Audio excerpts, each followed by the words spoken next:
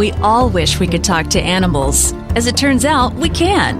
Animal Connections with Laura Rowley explores the nature of interspecies communication. What are our animals trying to tell us? Animals commune through love, a force that opens all doors. Listening to them teaches us how to be better humans. Why? We can trust them to tell us the deepest truth about who we are and how one can grow into a more powerful version of self. Laura shares over 20 years of stories and wisdom learned from her work as an animal communicator in this hard and thought-provoking show. Welcome. I'm Laura Rowley. You can listen to Animal Connections with Laura Rowley on syndicated Dream Vision 7 radio network every Friday at 9 a.m. or 9 p.m. Eastern Time. Listen online or on your mobile devices. To learn more and for a full schedule, go to dreamvision7radio.com. Dream Vision 7 Radio Network is the media partner for Omega Institute. Thank you so much for joining me today. Today we have an interesting topic. It's going to be fun. Animals as our intuitive tutors. So what do I mean by that? Well, it's interesting because as an animal communicator and a healer, I describe myself as an intuitive healer. In other words, I use the tool of my intuition to try to help people with their daily problems with their animals or with themselves, things that they're interested in knowing more about. They ask me to tap in with my intuition to give them a different perspective on their problems. When they phone, they have a private session with me, which they prearrange, and in that private session, they'll say, I have an issue with my dog, cat, horse, bird, whatever the case may be, my own body maybe, and I'd like your intuitive thoughts on what I could do differently or how I might approach this to try to sort of break myself free of the thing that is bothering me. So they asked me to use my intuition. So I'm in an agreement to do that with them. Now this can be confused a little bit sometimes with being, psychic. Well, that's a whole nother topic.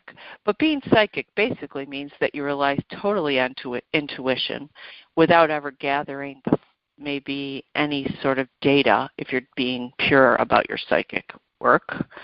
In fact, all you do is just rely on the images that you feel, the ideas that you see, maybe even smells that you smell.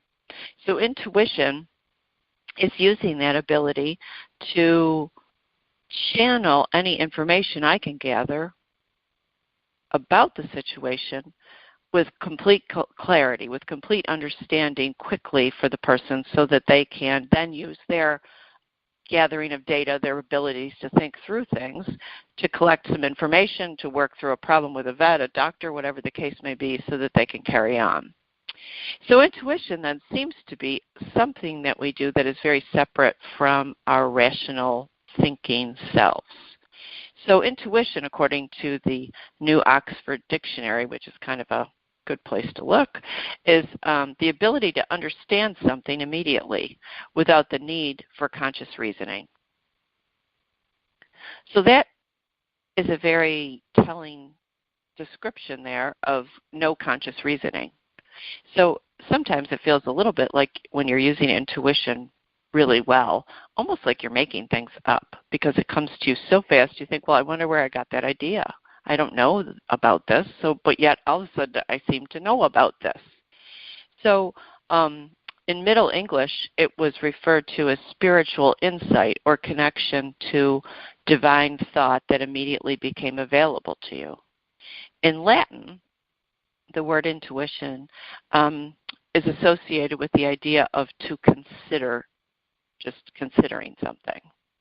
So that is a good way to look at it because when you're using your intuition, it really is like you're considering something. Like, what if I knew the answer to a complicated problem that really even wasn't about me?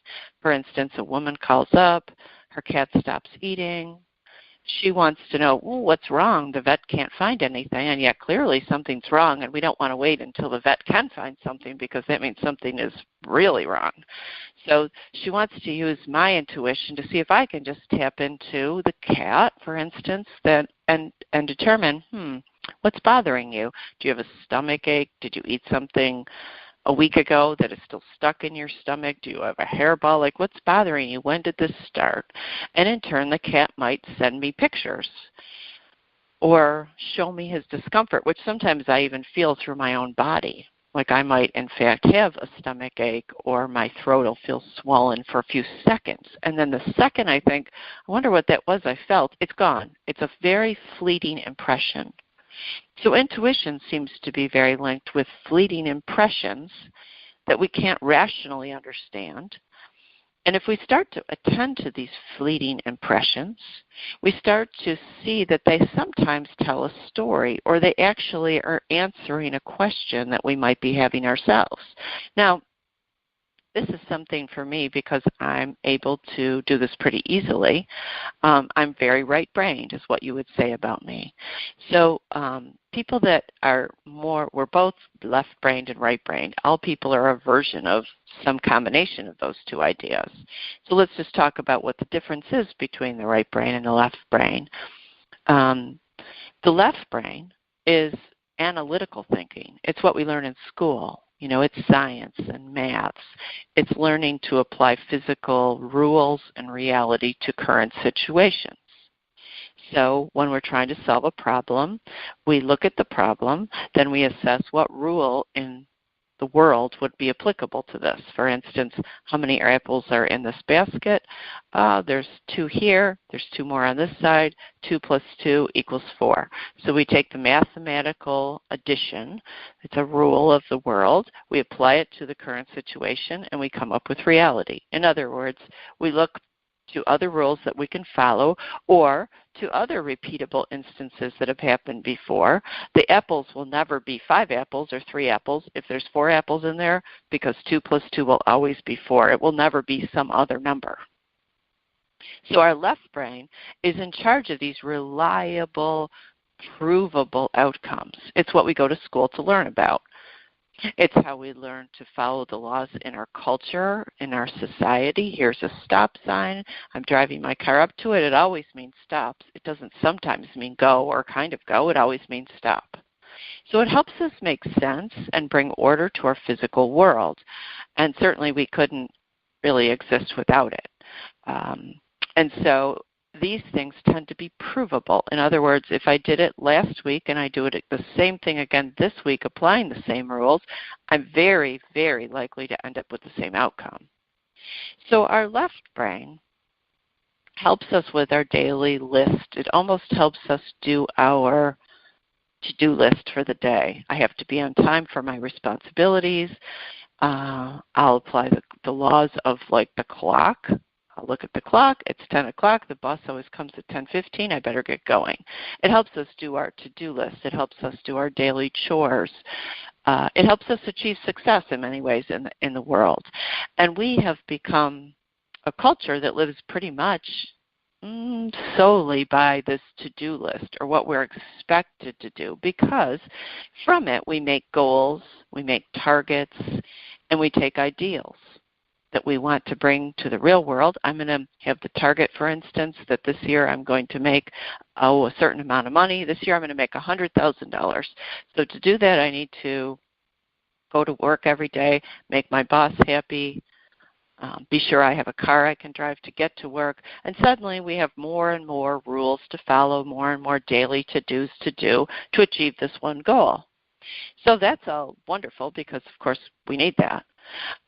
My job is to sort of stay out of that list of when people phone me for help, because they already have their own lists and their own competence. A lot of the people that phone me are very excellent at what they do with animals or without animals, and they've employed wonderful scientists and doctors to try to help them solve the problem.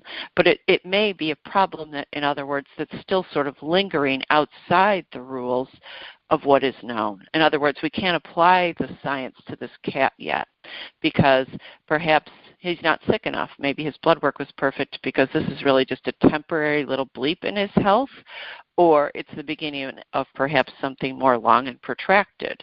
So a lot of times people phone me just to find out, have I done the responsible thing by up to this date, or does the vet maybe need to stay in touch with this every week or two because it seems like a long protracted thing, like an illness, that is going to require continued care. So I'm looking at this from the intuitive's perspective. I'm using my right brain. So my right brain is very much a creative force that can lead me to new ideas. It's sort of taking that leap we make to new conclusions where suddenly we think, oh, I have an idea. And then from that idea, we're using our right brain to maybe say to our left brain, okay, here's the idea. Now what rules can we apply to this to make this work? So I try to stay out of the rules for the help of when I'm helping the person, other than to say, you might need to keep in touch with the vet because maybe the cat has a pancreas that looks large. I sometimes, as a medical intuitive, I see images that I can't possibly see by the rules of normal left brain physics and math. My intuition, which is very powerful and connects me to everything that is, can send out almost very similar to what we do when we download something from the internet or from the cloud. I suddenly see an image, and over the top of like a little sketch that might look like that cat, maybe I'll see a swollen throat or an organ that looks puffy and strange. So if I tell the person what I'm seeing, it doesn't mean that the vet has necessarily missed something. It means that the energy that's around that organ or that throat is changed. Something is altering, and it's kind of lost its balance with itself. And so that's a very good hint about what to look for in the blood work or the behavior. So I know something, in other words, back to the New Oxford Dictionary, I immediately know something without conscious reasoning. And we get in the habit of thinking that's sort of woo-woo or a little crazy or psychic or there's, that's kind of a strange thing. But I think I'm pretty good at it. But I think all of us are better at it than we know we are. It's just that we don't really necessarily in our daily lives, when we're attending to our to-do list, we don't often consider anything other than our goal, our target, or our ideals. Like I have to get up today, I have to get to work, and so I have to do these 15 things to go do that, and we just kind of roll along using our left brains all day long, applying the laws of science all day long. Makes sense, it works. So when I'm using my right brain for my clients, I'm really employing kind of a creative way of almost embracing chaos and saying, well, I don't know the answer, so let's try to pull it out of the air for you. And then my clients will take that information and go on with their day to work it out. And often with kind of amazing results because sometimes our right brain knows more than our left brain knows. In other words, our right brain is very linked. It's sort of the sister. Intuition and imagination are like sisters.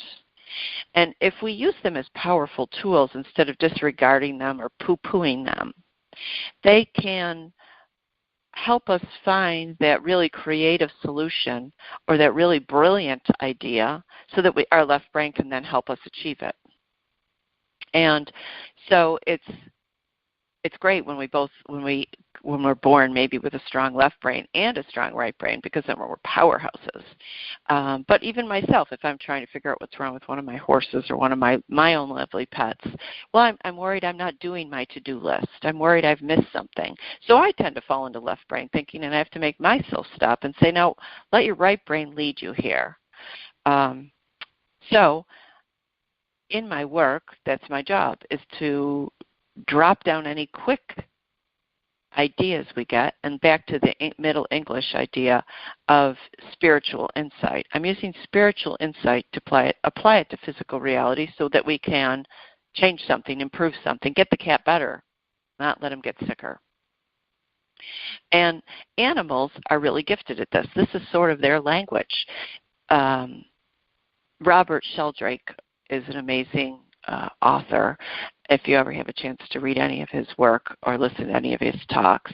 And he has a wonderful book, one of many, that is called Dogs That Know When Their Owners Are Coming Home.